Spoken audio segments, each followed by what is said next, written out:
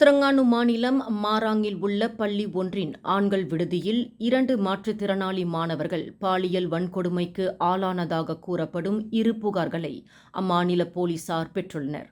இச்சம்பவத்திற்கு காரணமானதாக சந்தேகிக்கப்படும் 16 வயதை சேர்ந்த 2 மாணவர்கள் குறித்து விடுதி பாதுகாவலர் நேற்று போலீசில் புகார் அளித்துள்ளார். 17 வயதுடைய கற்றல் குறைபாடுள்ள மாற்றுத்திறனாளி மாணவரை கடந்த நவம்பர் 17ஆம் தேதி ஓரின புணர்ச்சிக்கு உட்படுத்தியதாக 16 வயது மாணவர் மீது புகார் அளிக்கப்பட்டுள்ளது.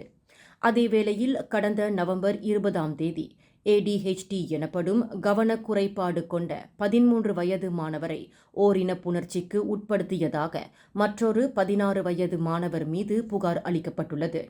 இப்புகார்களின் அடிப்படையில் விசாரணை நடைபெற்று வரும் நிலையில் அம்மாணவர்கள் இன்னும் கைது செய்யப்படவில்லை என மாராங் போலீஸ் தலைவர் சோஃபியான் ரெட்ஸ்வான் தெரிவித்துள்ளார். மேலும் செய்திகளை தெரிந்து கொள்ள கீழே இருக்கும் பெல் பட்டனை அழுத்துங்கள். உங்கள் மகிழ்ச்சியை வெளிப்படுத்த லைக் மற்றும் ஷேர் செய்யுங்கள். தொடர்ந்து திசைகளோடு இணைந்திருக்க சப்ஸ்கிரைப் செய்யுங்கள்.